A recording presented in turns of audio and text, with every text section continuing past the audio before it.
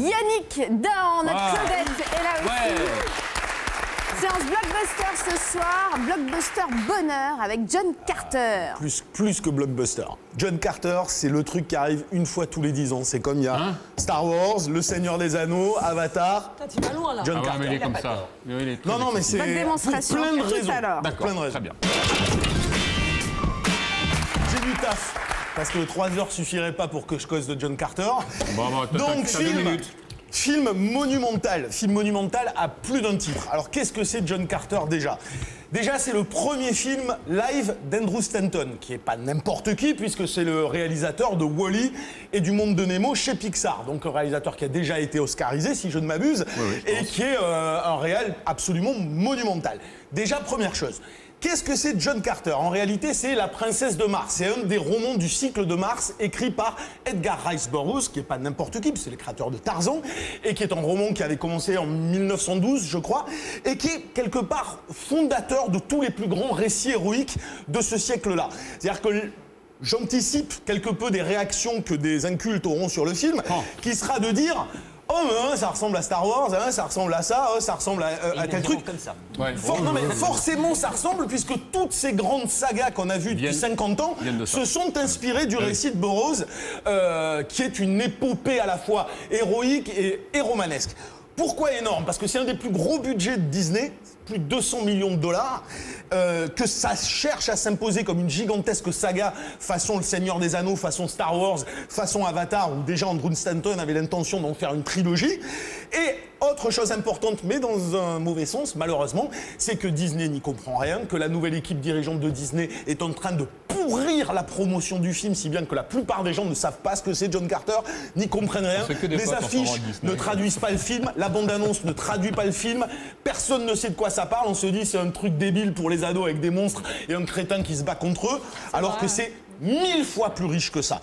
Donc on va regarder les bandes-annonces pourries de John Carter et on dira pourquoi c'est bien derrière. Our world.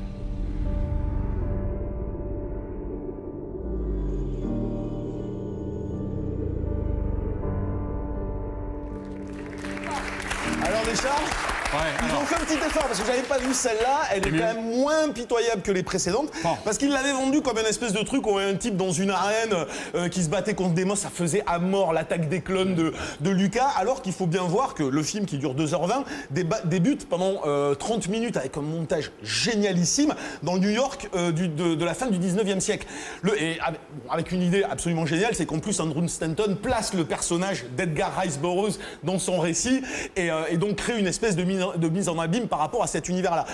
John Carter, je ne vais pas m'éterniser, mais ça débute dans le New York du 19e siècle avec un type qui a un lourd passé, qui est traumatisé et qui va être, pour une raison spécifique, transposé sur Mars, où on imagine que dans le Mars qui s'appelle Barsoom, plusieurs peuplades vivent, il va se retrouver... Alors, figure typique du héros réticent au milieu d'une guerre qui n'est pas la sienne et où tout le monde va essayer de s'approprier sa capacité parce que ce type densité oblige. Quand ce terrien arrive sur Mars, il a un pouvoir que n'ont pas les autres, c'est qu'il est capable de faire des bonds de 50 mètres dans le ciel et tout le monde se dit « Waouh, il est génial ce type, il faut qu'on se le récupère ». Et il va se retrouver au milieu d'une espèce de guerre entre plein de races et évidemment essayer de prôner la liberté et pour lui-même de se trouver une cause alors qu'il n'en avait plus.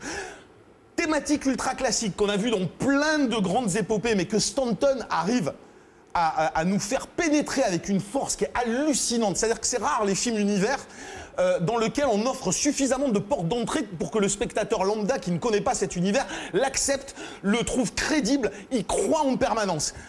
À ce titre, la première heure et quart du film est un modèle du genre. Et on voit l'école Pixar là-dedans, qui est une façon d'amener par l'image, pas par les dialogues, par le montage, par l'intelligence de la mise en scène, nous faire petit à petit croire à ça. La première rencontre avec un extraterrestre dans le film est exceptionnelle. C'est du pur Pixar, où le bonhomme arrive, il rencontre Willem Dafoe, qui est joué en performance capture, et qui joue une espèce de créature.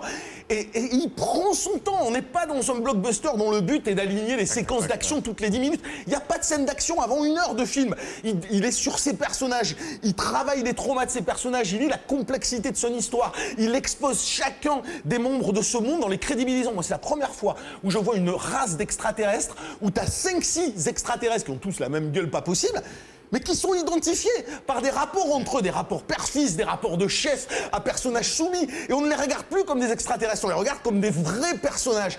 Ça, c'est exceptionnel. C'est de l'heroic fantasy, c'est du space opera, c'est filmé magnifiquement et c'est surtout l'histoire et les personnages qui priment. Il a créé un monde incroyable et que si Disney arrivait à intelligemment le vendre, on aurait peut-être la chance d'avoir une saga qui serait aussi importante que celle de Star Wars ou que celle du Seigneur des Anneaux. C'est un chef-d'œuvre, faut aller le voir. Et on en reparlera avec Thierry Chaise demain lors du mercredi. On est épuisé. Maintenant au box-office les chiffres de la scène en France et aux États-Unis.